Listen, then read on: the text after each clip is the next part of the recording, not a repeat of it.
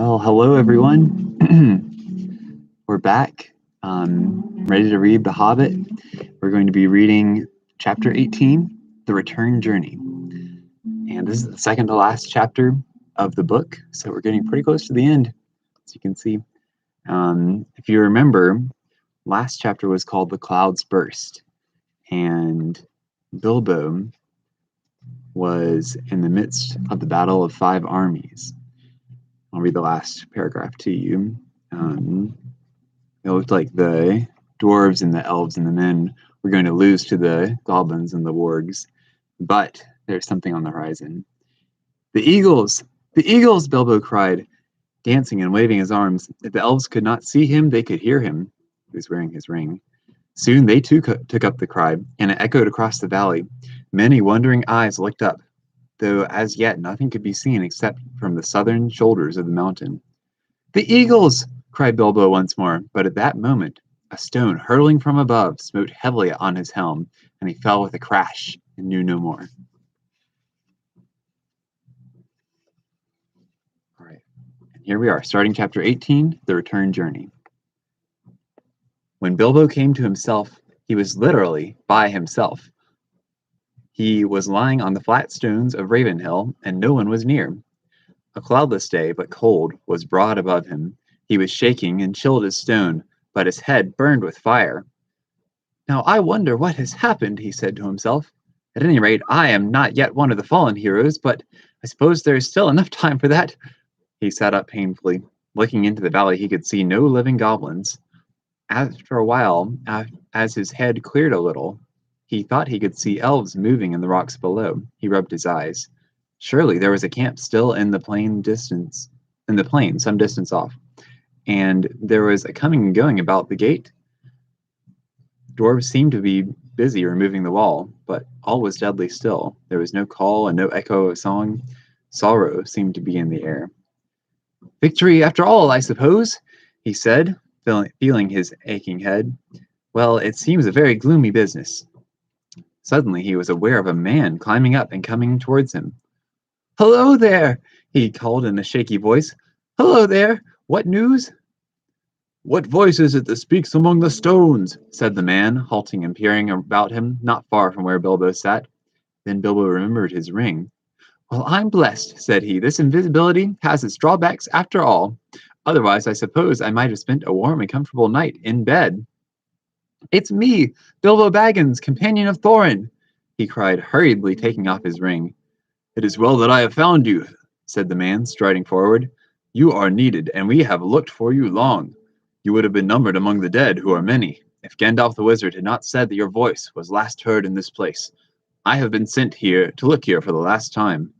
Are you much hurt? A nasty knock on the head, I think, said Bilbo, but I have a helm and a hard skull. All the same, I feel sick, and my legs are like straws. I will carry you down to the camp in the valley, said the man, and picked him lightly up. The man was swift and sure-footed. It was not long before Bilbo was set down before a tent in Dale, where there stood Gandalf, with his arm in a sling. Even the wizard had not escaped without a wound, and there were few unharmed in all the host. When Gandalf saw Bilbo, he was delighted. Baggins, he exclaimed, well, I never. Alive after all, I am glad. I began to wonder if even your luck would see you through. A terrible business, and it nearly was disastrous. But other news can wait. Come, he said more gravely, you are called for. And leading the Hobbit, he took him within the tent. Hail, Thorin, he said as he entered. I have brought him. There indeed lay Thorin Oakenshield, wounded with many wounds, and his rent armor and notched axe were cast upon the floor. He looked up as Bilbo came beside him. Farewell, good thief, he said. I now go to the halls of waiting to sit beside my fathers until the world is renewed. Since I leave now all gold and silver and go where it is of little worth, I wish to part in friendship from you, and I would take back my words and deeds at the gate. Bilbo knelt on one knee, filled with sorrow. Farewell, King under the mountain, he said. This is a bitter adventure, and if it must end so, and not a mountain of gold can amend it. Yet I am glad that I have shared in your perils, and that has been more than any Baggins deserves. No, said Thorin. No, there is more in you of good than you know, child of the kindly West. Some courage and some wisdom blended in measure. If more of us valued food and cheer and song above hoarded gold, it would be a merrier world. But, sad or merry, I must leave it now. Farewell. Then Bilbo turned away, and he went by himself and sat alone wrapped in a blanket. And, whether you believe it or not, he wept until his eyes were red and his voice was hoarse. He was a kindly little soul. Indeed, it was long before he had the heart to make a joke again. A mercy it is, he said at last to himself, that I woke up when I did. I wish Thorin were living, but I am glad that we parted in kindness. You are a fool, Bilbo Baggins. You make a great mess out of that business with the stone. There was a battle, in spite of all your efforts to buy peace and quiet, but I suppose you can hardly be blamed for that. All that had happened after he was stunned, Bilbo learned later, but it gave him more sorrow than joy, and he was now weary of his adventure. He was aching in his bones for the homeward journey. That, however, was a little delayed. So in the meantime, I will tell you something of events. The eagles had long had suspicion of the goblins' mustering, from their watchfulness of the movements, and the mountain could not be altogether hid. So they too had gathered in great numbers under the great eagle of the misty mountains, and at length, smelling battle from afar, they had come speeding down the gale in the nick of time. They it was who dislodged the goblins from the mountain slopes, casting them over precipices, or driving them down, shrieking and bewildered among their foes. It was not long before they had freed the lonely mountain, and the elves and men on either side of the valley could come at last to the help of the battle below. But even with the eagles, they were still outnumbered. In that last hour, Beorn himself appeared.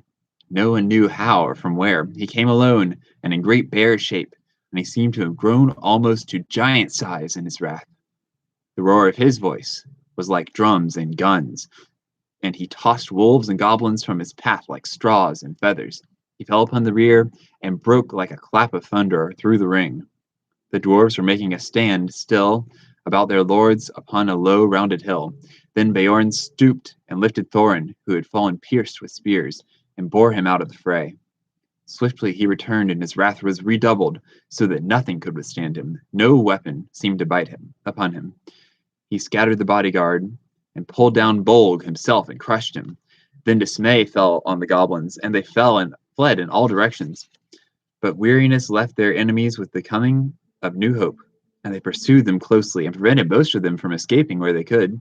They drove many of them into the running river, and such as fled south or west they hunted in the marshes about the forest river, and there the greater part of the last fugitives perished, while those that came hardly to the wood elves' realm were there slain, or drawn in to die deep in the trackless dark of Mirkwood.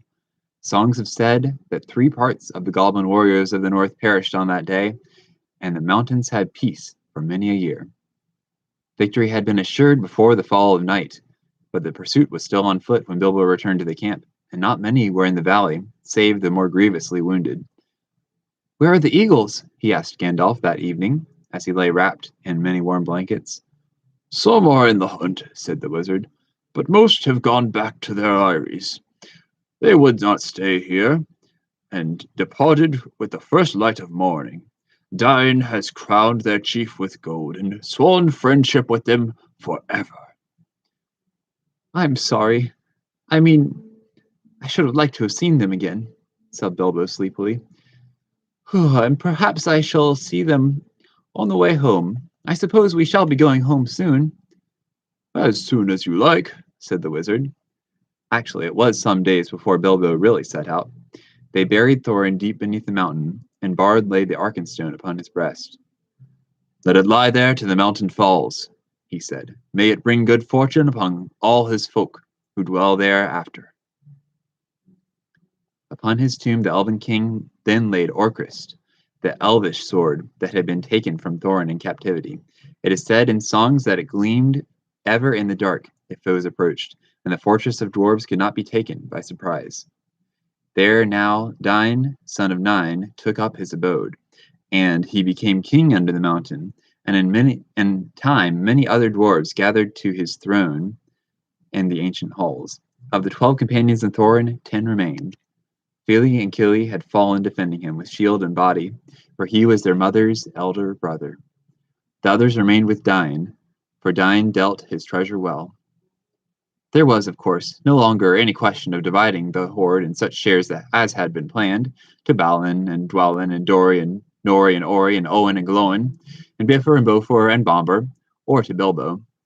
Yet a 14th share of all the silver and gold, wrought and unwrought, was given up to Bard, for Dain said, "We will honor the agreement of the dead, and he has now the Arkenstone in his keeping." Even a 14th share was wealth exceedingly great, greater than that of many mortal kings.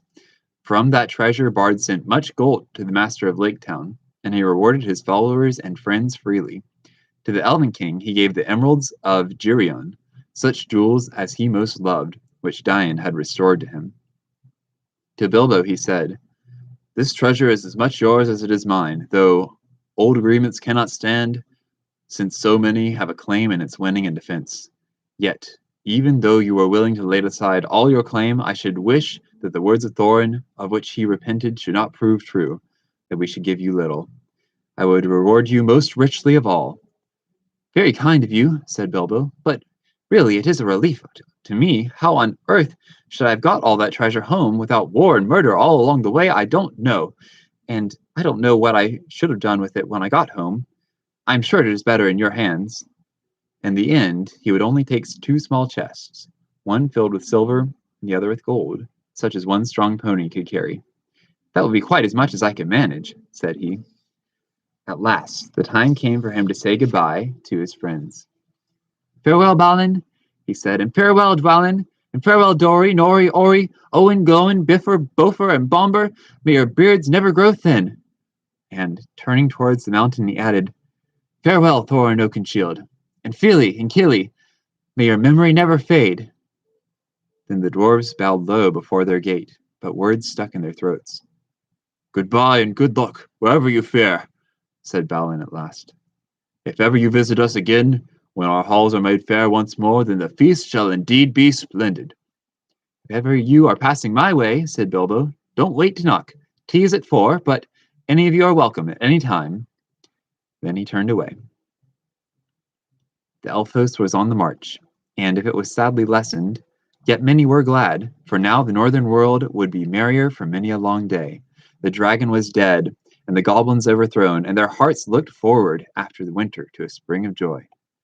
Gandalf and Bilbo rode behind the Elven King, and beside them strode Beorn, once again in a man's shape, and he laughed and sang in a loud voice upon the road.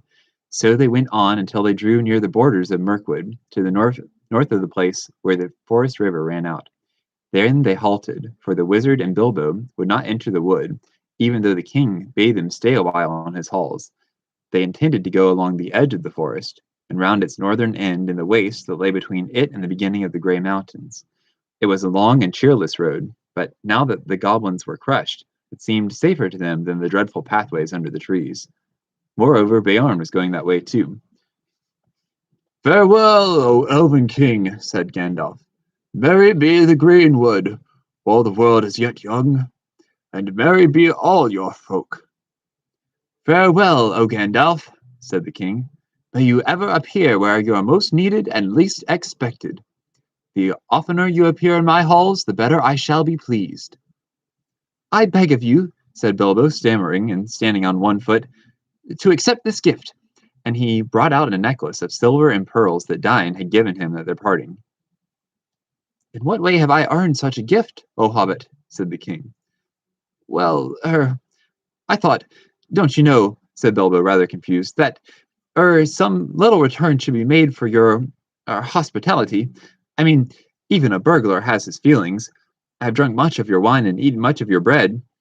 "I will take your gift, O Bilbo the Magnificent," said the king gravely, "and I shall name you Elf-friend and blessed." May your shadow never grow less, or stealing would be too easy. Farewell." Then the elves turned towards the forest, and Bilbo started on his long road home. He had many hardships and adventures before he got back. The wild was still the wild, and there were many other things in it those days besides goblins. But he was well guided and well guarded. The wizard was with him, and Beorn for much of the way, and he was never in great danger again. Anyway, by midwinter, Gandalf and Bilbo had come all the way back along both edges of the forest to the doors of Beorn's house, and there for a while they both stayed. Yuletide was warm and merry there, and men came from far and wide to feast at Beorn's bidding.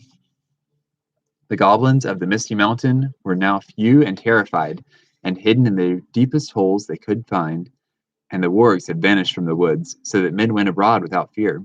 Beorn indeed became a great chief afterwards in those regions, and ruled a wide land between the mountains and the road, and it is said that for many generations the men of his line had the power of taking a bear's shape, and some were grim men and bad, but most were in heart like Beorn, if less in size and strength.